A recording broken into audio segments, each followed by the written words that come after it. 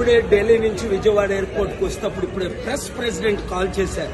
ప్రవీణ్ పగడ విజయవాడ నుంచి వస్తుండగా by road Kovvur దాటిన తరువాత ఆయన్ని చంపేసి యాక్సిడెంట్ గా సృష్టించారని వింటున్నాను.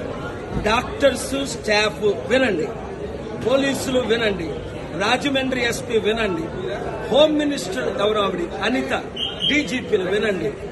ఇన్వెస్టిగేషన్ సరిగ్గా చేసి న్యాయాన్ని ఇమీడియట్ గా జరిగించకపోతే తగిన చర్యలు తీసుకోవడం జరుగుతుంది.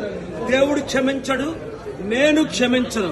రాజమండ్రి వచ్చానంటే రేపు రచ్చ అయిపోద్ది. ఇమీడియట్ గా ఎఫ్ఐఆర్ ఫైల్ చేయండి, ప్రాపర్ ఇన్వెస్టిగేషన్ చేయించండి, వెంటనే చర్యలు తీసుకోండి. చంద్రబాబు నాయుడు గారు మీరు పర్సనల్ గా ఇన్స్ట్రక్షన్స్ ఇవ్వండి.